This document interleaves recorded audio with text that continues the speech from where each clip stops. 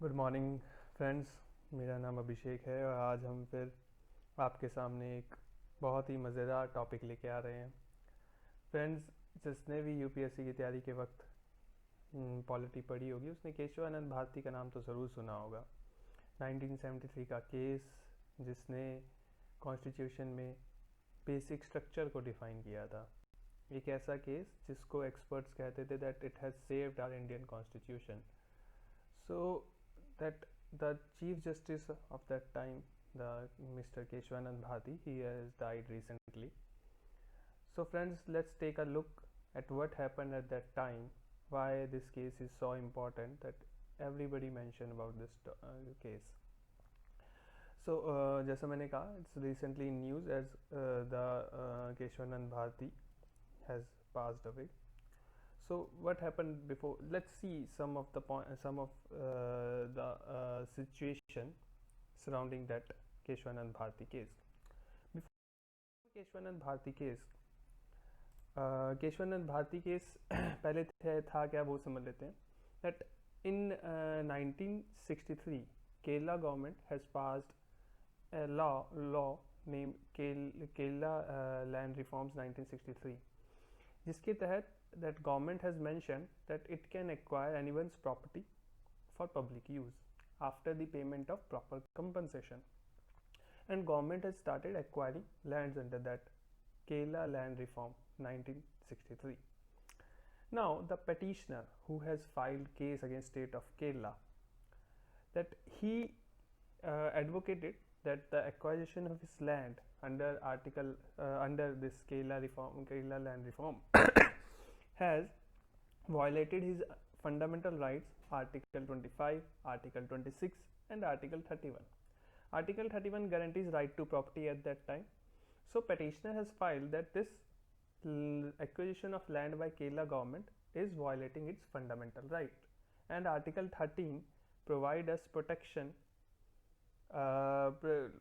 mentions that any law which is derogatory to fundamental right shall be declared as unconstitutional, and Article 32 give power to Supreme Court, that Supreme Court Supreme Court related to judicial review. Article 226 give power to High Court related to judicial review. So friends, ये सब तो article चलिए आपने पढ़े ही होंगे या पढ़ ही रहे होंगे।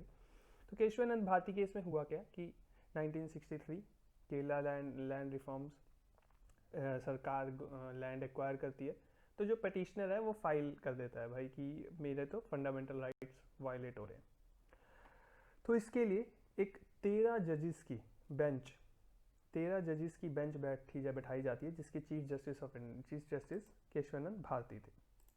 अब केशवानंद भारती जब वो उस केस को सुनने लगे तो उन्होंने, जैसे हर पक्ष अपनी दलील पेश करता है, तो उन्होंने पहले पटिशनर की सुनी। पटिशनर ने कहा कि उसके फंडामेंटल राइट्स वो हो रहे हैं, वायलेट हो रहे हैं। तो गवर्नमेंट कहती है कि that there is a Golaknath case in 1967 which gave power to government, that government can acquire, which protect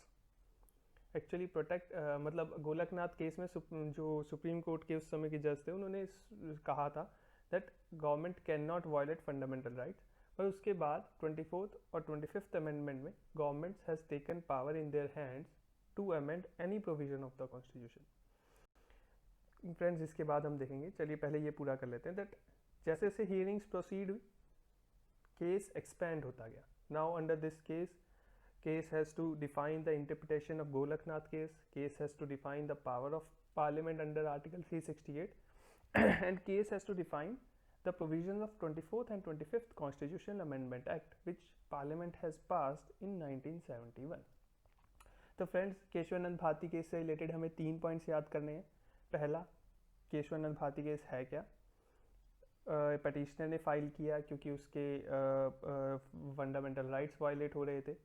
उसके बाद अगर हम देखेंगे तो फिर वो 13 जजेस की बेंच बैठती है और केस एक्सपैंड होता है।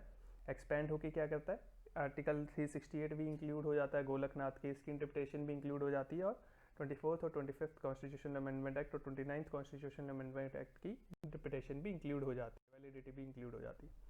चलिए फ्रेंड्स, इसके बैकग्राउंड पे चलते हैं। अब गोलकनाथ केस क्या है। गोलकनाथ केस 1967 में जो पंजाब स्टेट ऑफ पंजाब के अगेंस्ट था, इसमें सुप्रीम कोर्ट ने क्लियरली मेंशन किया था that constitution do not confer power to parliament under Article 368.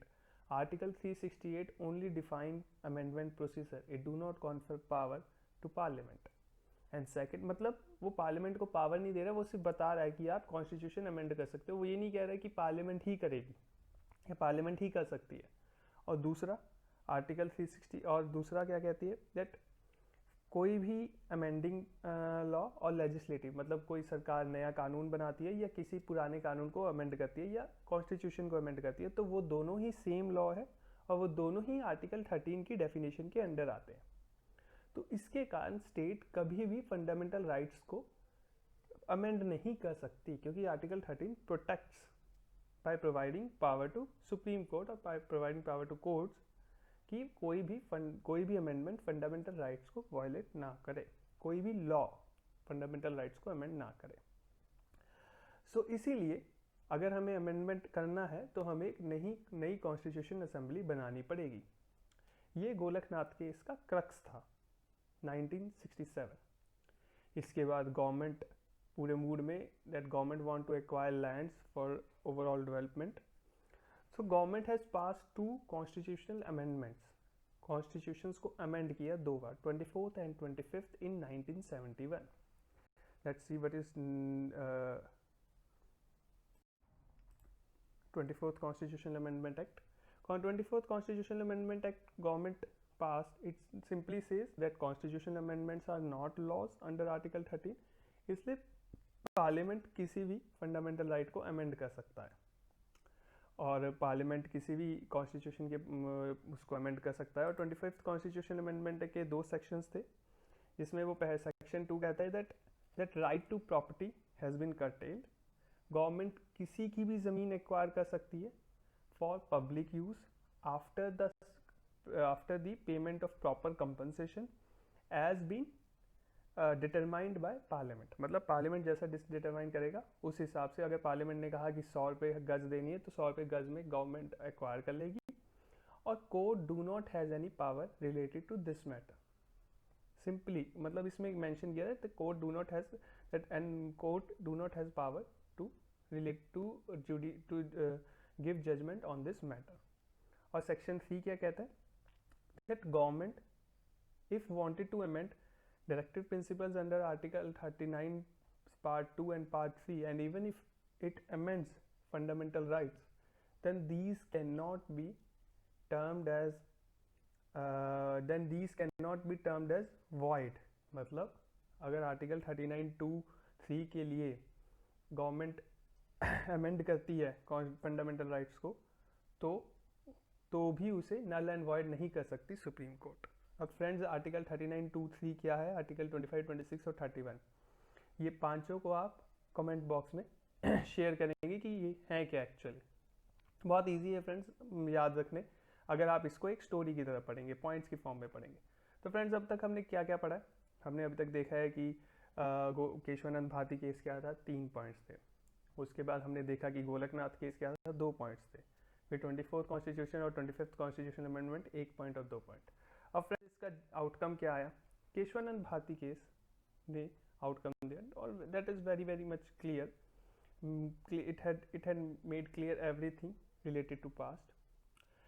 Keshavananda Bharati case में कहा गया that parliament has power to amend constitution, any provision of the constitution, even fundamental rights, but parliament cannot destruct or destroy the essential features of fundamental rights principles। जिसके इसको हम ऐसे भी कह सकते हैं that there are certain provisions in Indian constitution that are inviolable and cannot be amended।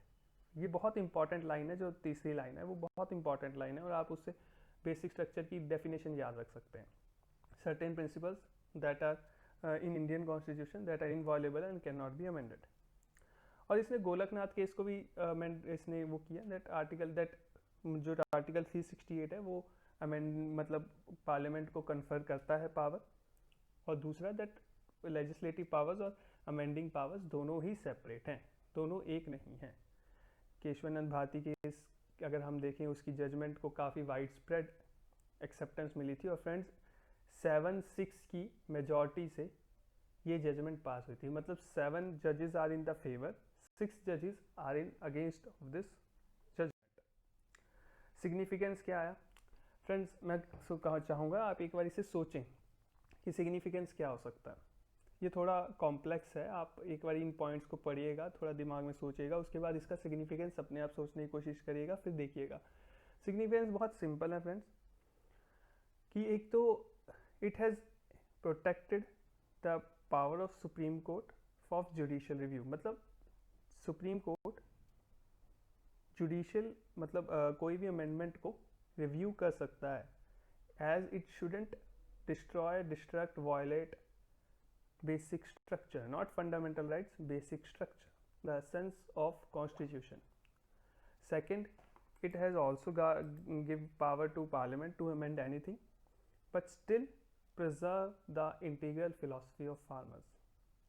ठीक है, by keeping a check on parliament endeavor to amend constitution, मतलब पार्लियामेंट चेंज कर सकता है लेकिन वो लिमिट्स में रह के, वो ऐसा नहीं कि कुछ भी अमेंड कर दे, उसकी लिमिट्स हैं, अपनी लिमिट को डिफाइन करता है बेसिक स्ट्रक्चर। और फ्रेंड्स इसका एक और फ़ायदा है जो यहाँ पे मेंशन नहीं है, that it actually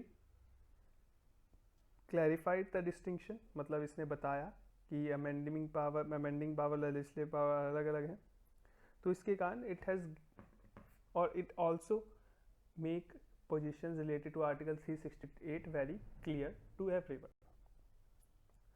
so friends आज के लिए इतना ही। Please like, share, subscribe Vidyarthi channel और देखते रहिए इस वीडियोज़ को। Thank you.